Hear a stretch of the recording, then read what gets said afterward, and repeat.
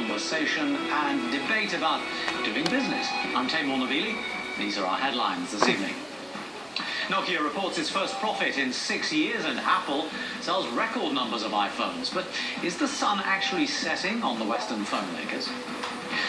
Japan turns in its biggest trade deficit ever, renewing speculation that the government might try to weaken the yen. And China's promised to crack down on corruption as local government officials scrambling to clean up their act.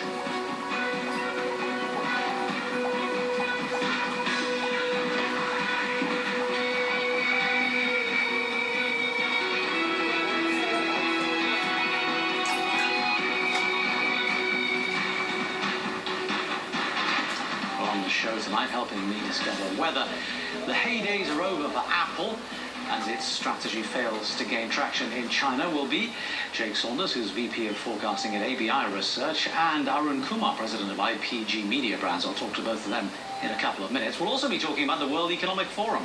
That's underway in Davos in Switzerland, but will it achieve anything? The Asia-Pacific chief economist of the World Bank is here to help us debate the significance of that.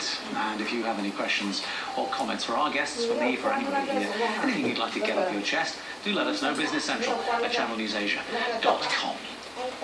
Now, once upon a time, there was this.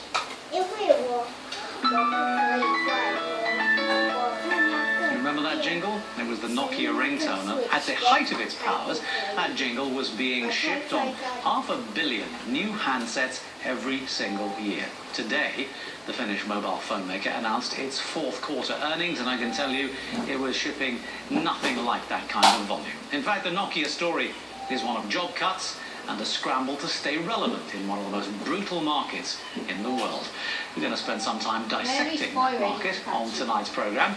And we'll start in London, where Ollie Barrett has got the full breakdown of the Nokia numbers for us. Ollie, what do they say?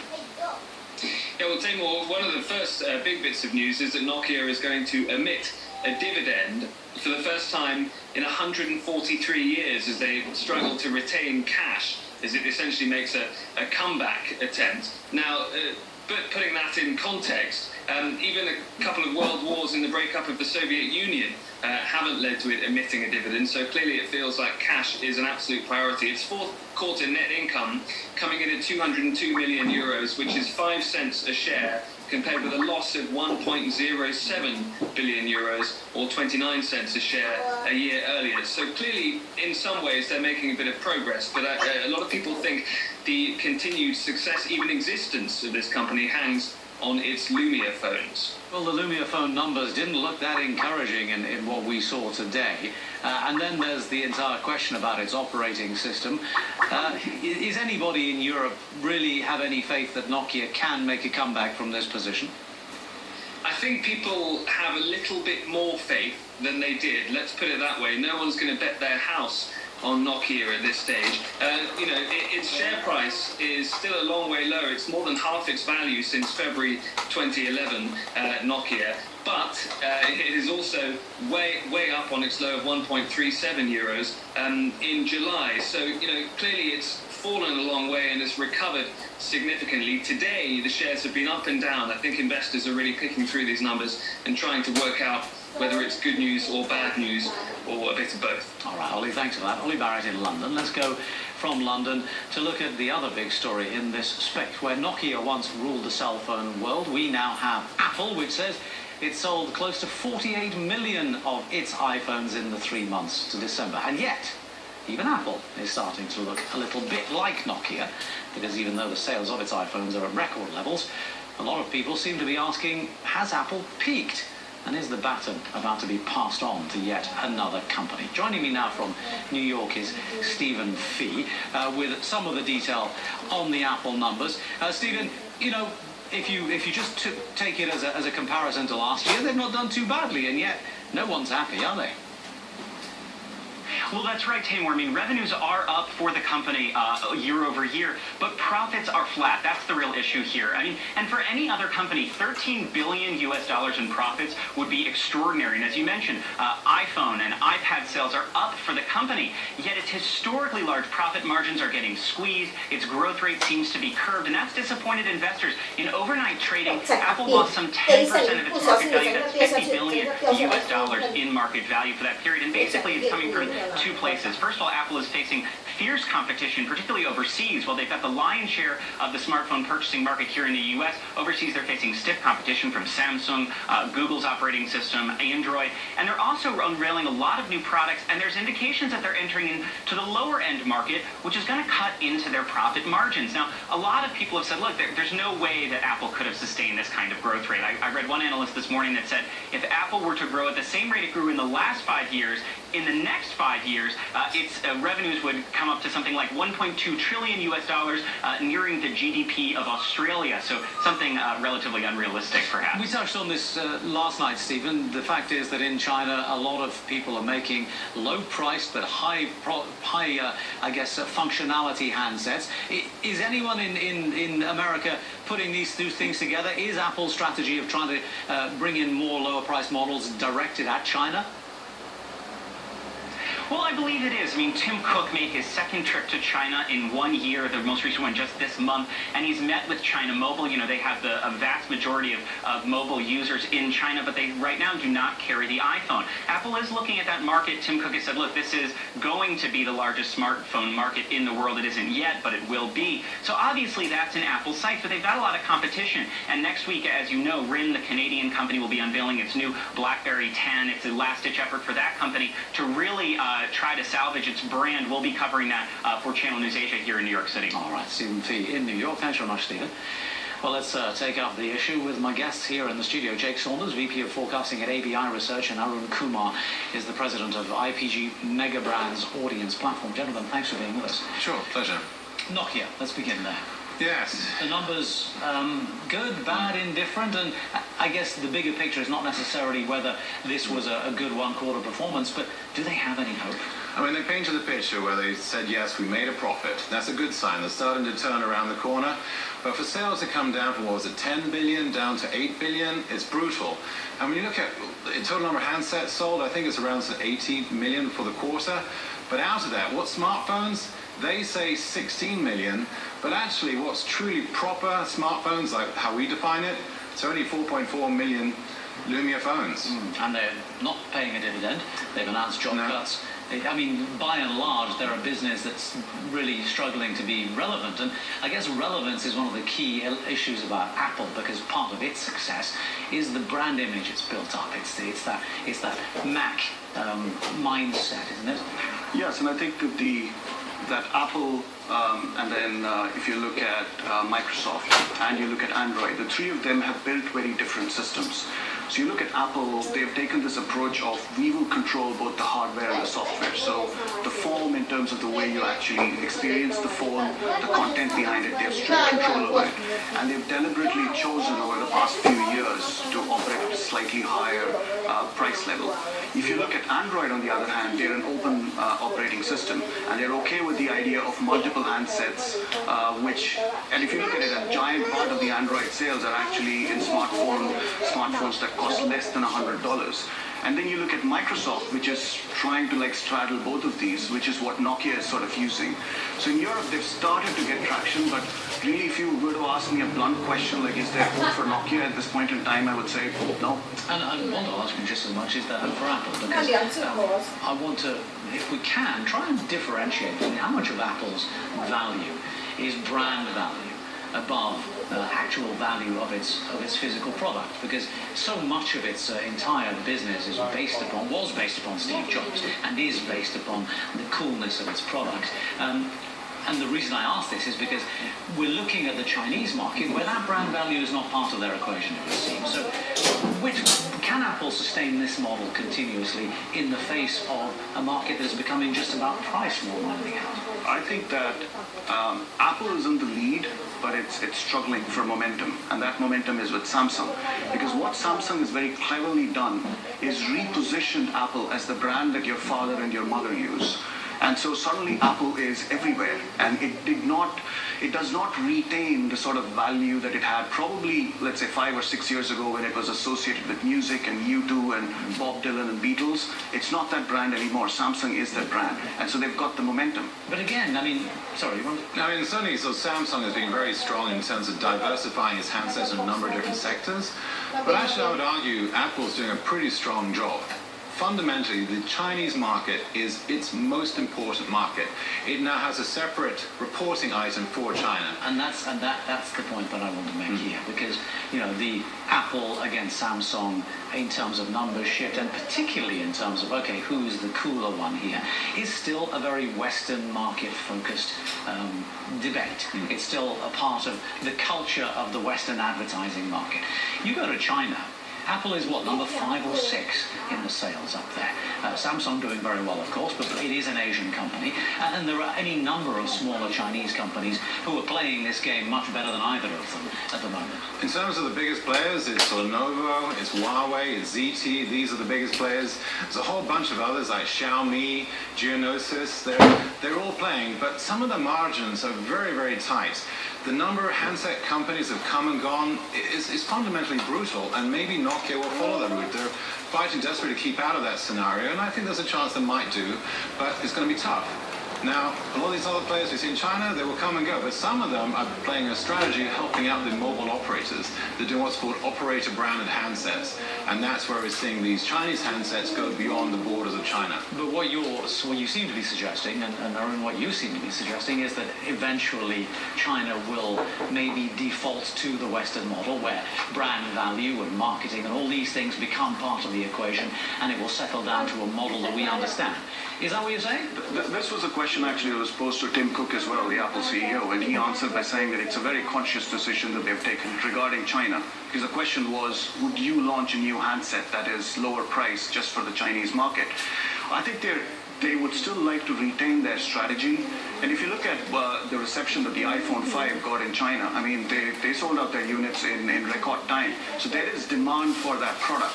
The question really which they're debating is, if they start selling lower price cell phones in China, what does that do to their brand image? And I therefore think that they'll continue to go their way.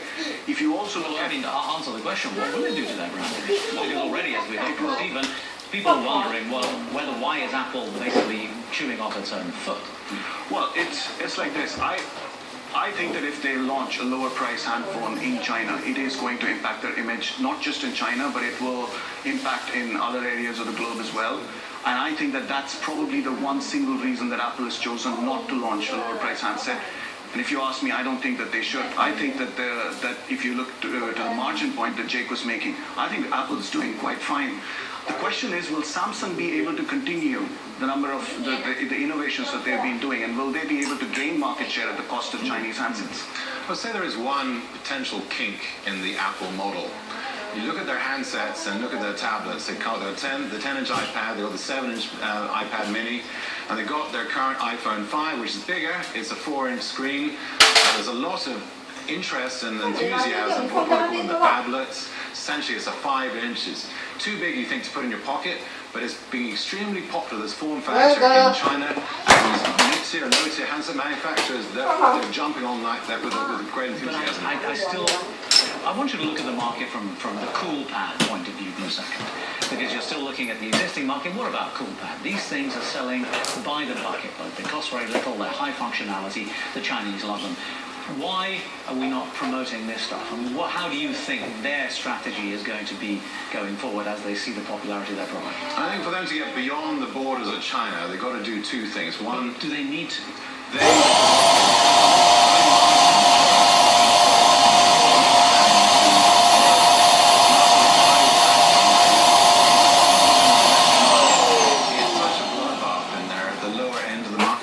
It's tough. Which I mean, essentially is my point, and that is, don't you think that it's more likely that the Chinese model of a bloodbath is going to prevail over the Western model of trying to segment the market and adding high value? Because these things are now 2 a penny. The technology is not new. The market is not new.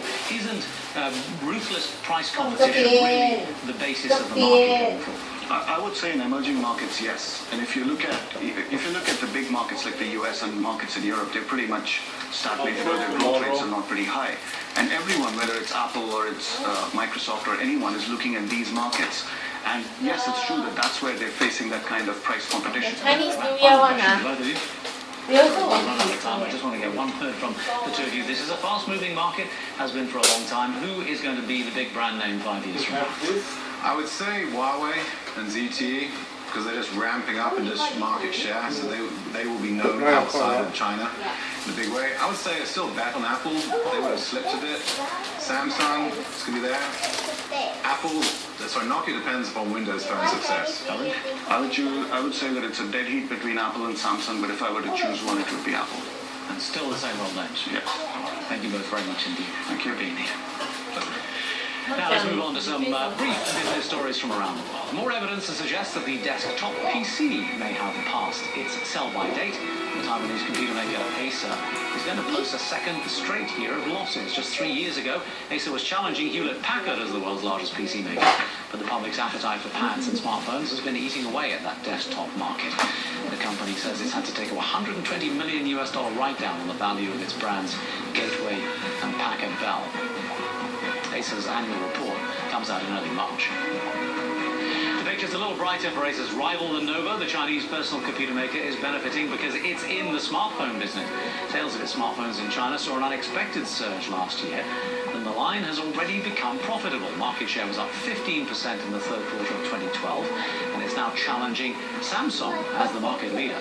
Lenovo said only last year that it didn't expect to break even on its smartphone line until mid-2013.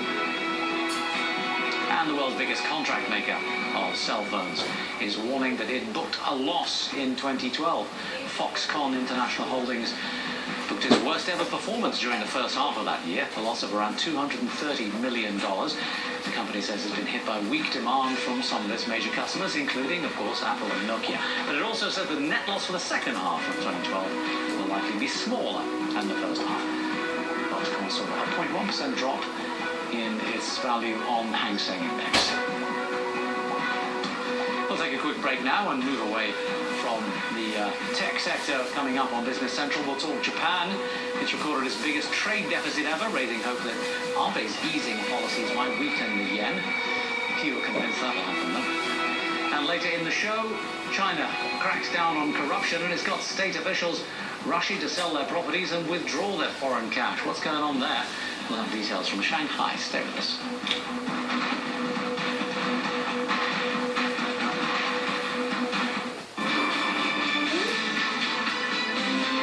Four candidates, one parliamentary seat, four political parties, one contest. The stage is set for a four-cornered fight in Mongol East. How has this by-election been fought? Follow the issues. Hear the arguments in our special report. Mongol East by-election. The campaign. Tonight at 9.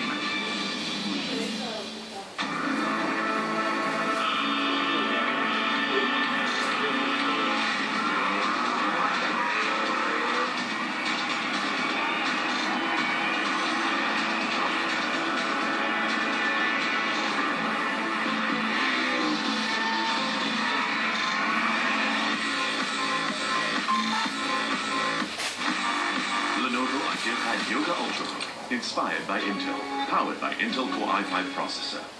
Once upon a time, a handsome prince met a beautiful princess. They fell in love, got married, and now she wants a kid? The funniest couple on TV is back.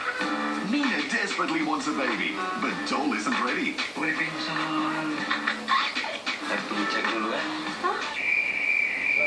Don't miss the new season of Dole and Mina. Begins tomorrow, 8:30 p.m. only on Surya. Taste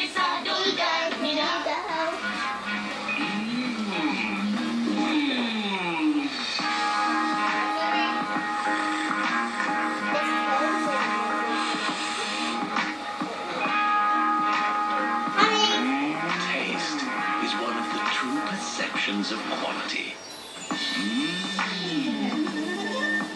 Look for the Thailand's Trust Mark, the globally trusted symbol for quality Thai products and services. Thai quality, globally trusted.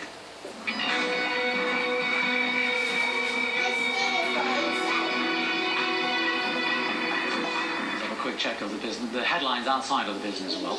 It's been yet another day of hazardous environmental conditions in Beijing, where airport authorities were forced to ground a number of flights. Beijing weather officials had predicted strong winds on Wednesday that they said would help clear the smog, but those winds never came. Pollution on Thursday measured between 300 and 400 on the government index. A level of 300 is considered dangerous. The World Health Organization recommends a daily level of no more than 20. And staying in China, ships are having trouble entering the port of Bohai in the northeast of the country, where sea ice has been covering much of the harbour area. In fact, authorities say overall, almost 10,000 square kilometres of the Bohai Sea and the Yellow Sea are now iced up, despite a fleet of icebreakers and tugboats working around the clock. Authorities say the frigid temperatures mean the ice just keeps refreezing after they break it. And in the US, Senator John Kerry will be confirmed as the country's top diplomat later tonight. President Barack Obama nominated him to succeed Hillary Clinton as Secretary of State last month. Kerry's expected to sail through the confirmation process, although he will face some tough questions from Republicans. He'll be quizzed over Washington's approach in Syria, Iran, and on arms control. Kerry is expected to start his job as early as next month. Now back to business. Japan has announced a record trade deficit for the second straight year.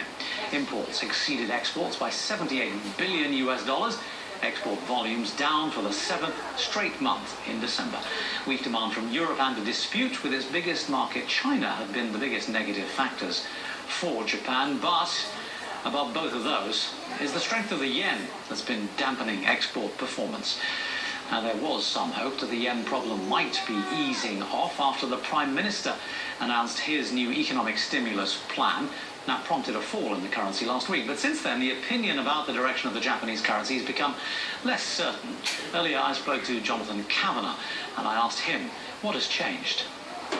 Well, I think that the interesting thing, I guess, is that, you know, the new Japanese government has certainly been talking about some fairly aggressive measures for, you know, a good couple of months now. So I guess we've seen a fairly aggressive move in dollar yen up until the most recent BOJ policy announcement.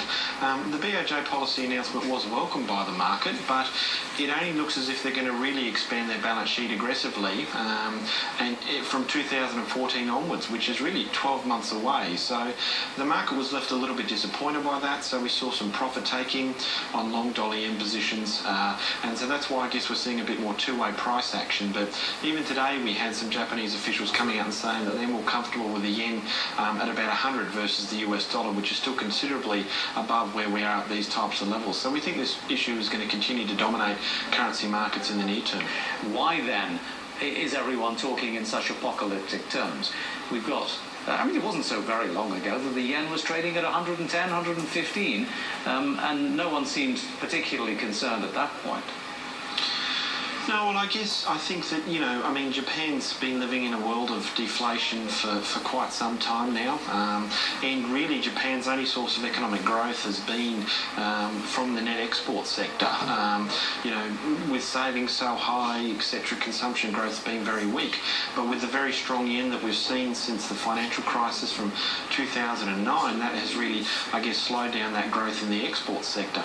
I guess why people are getting concerned is that we live, I guess, in a zero-sum world. I mean, not everybody can be devaluing their currencies. As I said, we have to be, I guess, transitioning towards stronger currencies from the likes of Korea, China and other emerging Asian countries that have been very strong savers for a very strong period of time.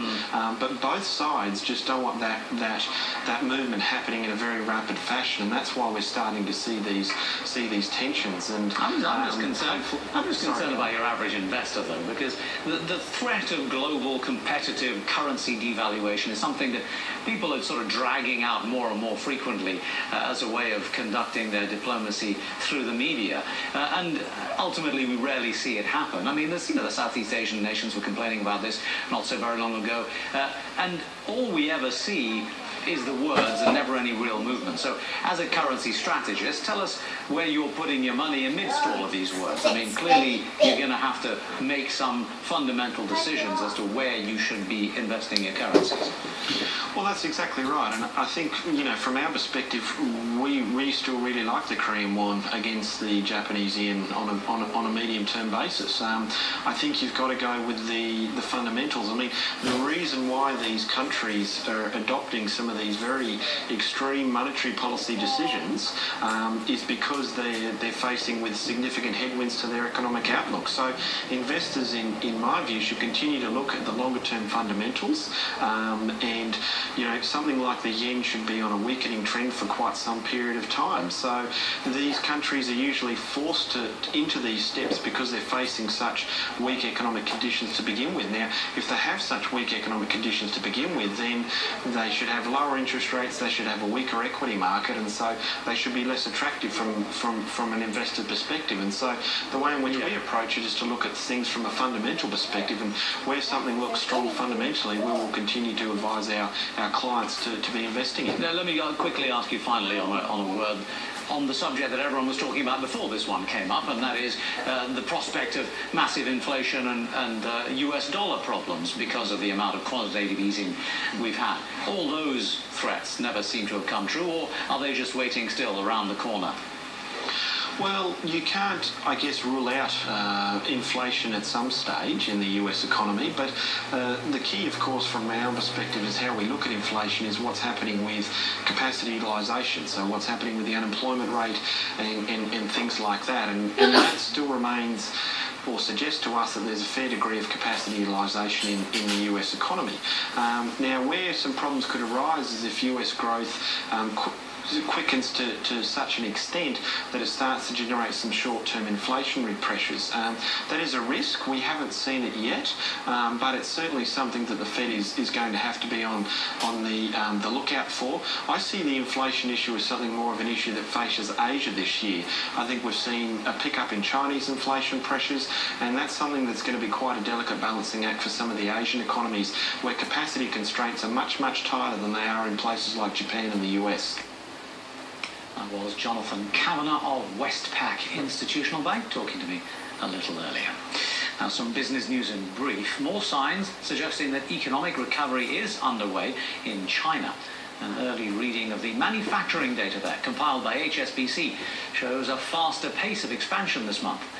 Its Flash Purchasing Managers Index was up to 51.9 from 51.5 last month. Anything over 50 does indicate an expansion. This is the third straight month of improvement, and it's the highest PMI reading there in 2 years. But overseas demand for China's manufactured goods does remain weak, according to HSBC. It says export orders barely grew this month. South Korea's economy grew at its slowest pace for 3 years in 2012. Asia's fourth largest economy grew just 2% compared to the previous year, as the global downturn dampened its exports and domestic demand. But the fourth quarter did see a tiny pickup. Growth there inched up 0.4% compared to the third quarter. Economists expect Korea will face more challenges in the first half of this year. The central bank is cutting its interest rates in an attempt to cope with that.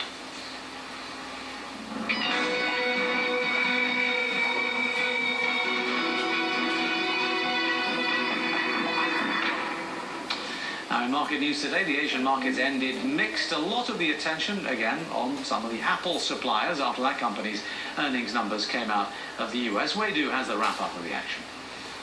Asian markets ended mixed on this Thursday. Now, we had a few factors in play today. China's PMI number was good, but Apple's earnings weighed down some of the technology stocks in the region. We'll take a look around. Now, Japan is, again, the outperformer. The Nikkei gained about 1.3%, this with some of the exporter stocks coming back. But outside Japan, Korea and Taiwan actually ended in the red. We have the Kospi giving back 0.8%. This is because a lot of the technology companies in these two markets traded lower after Apple's report. And we have two Apple suppliers here. LG Display trading softer by slightly over 1%, and contract manufacturer Hon Hai Precision in Taiwan pulling back 3%. The Greater China markets initially shot up after the PMI report, but they ended lower in Shanghai. The Shanghai Composite gave back 0.8%. Hong Kong's Hang Seng trading softer by 0.2%. Southeast Asian markets actually did manage to end in the green almost all across the board. Singapore's STI ended higher today by 0.5%. And that's a look at trading action in Asia today. Back to you. We do that. Now, Wall Street will open for its trading day very shortly. Right now, this is how the numbers are looking as we go towards that open. Futures pointing to a flat open. We're waiting for home pricing data and more reaction to Apple's earnings now that we've had some time to chew them over. Now, coming up on the program, the corruption crackdown in China continues. Guess who's rushing to unwind their assets?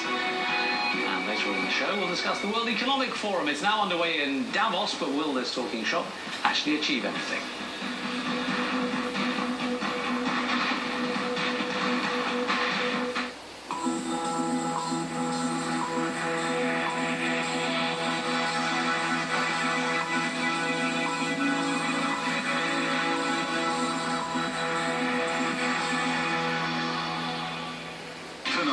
Take an in-depth look at today's top stories with Genevieve Wu, followed by Dominic Lowe with all the business news. Tonight on Channel News Asia. In a brand new series on 5, Britain's most respected figures in the hospitality industry, Mary Portas and Gordon Ramsay, take on 14 inexperienced workers to run a hotel from the ground up. Along with some of Britain's favourite TV personalities, they will try and turn the hotel into one of Britain's best. Hotel GB premieres Sunday, 10 p.m. on 5.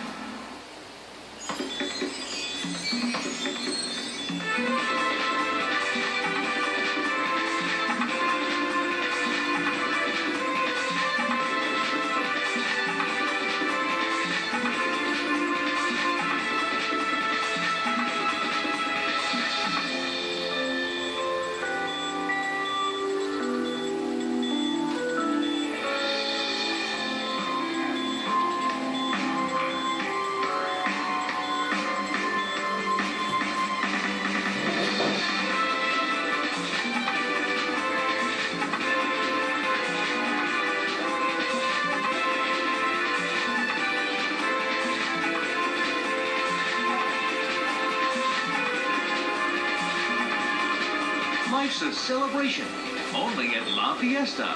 Link directly to Sengkang MRT. A premium condominium by EL Development.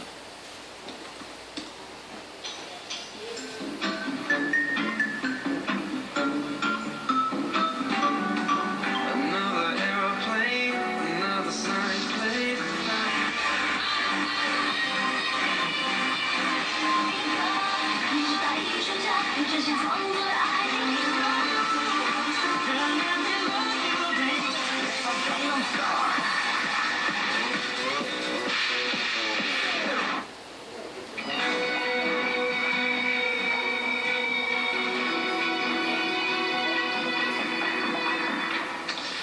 Now, there are not very many political leaders who don't speak out against corruption, but it's often harder to find ones that actually mean what they say. Well, in China, it does seem that the new leader, Xi Jinping, is being taken very seriously over his promises to crack down. China's newspapers are reporting how party officials across the country have suddenly become very keen to cover their tracks. Let's join Valerie Tan in Shanghai. She's on the phone with us. Valerie, tell us what they're